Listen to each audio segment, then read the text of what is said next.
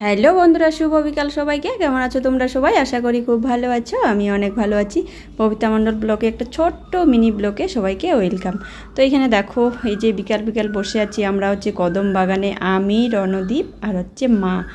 আর এখানে দেখো ওই রাস্তা দেখা যাচ্ছে, আসামের রাস্তা। আর ওই মাঠের ওই পাশে হচ্ছে টিভি সেন্টার মাঠে হচ্ছে রাজদীপ গেছে খেলতে, আর আমরা তিনজনে এখানে বসে আছি। তো এখানে দেখো রাজদীপের বাবা আসলো, তো ও গরু আনতে গেছে, দেখলেই তোমরা প্রথমে। আর এখানে দেখো কতগুলো সাজনা নিয়ে আসছে, তো যেটা আমার খুবই প্রিয় সাজনা খেতে, একদম তোর তাজা, মানে গাছের থেকে নিয়ে আসে। পাশে এখানে একটা স্কুলের ওই স্কুল থেকে নিয়ে আসে, মানে ওখানে গাছ আছে তো সেখান থেকে।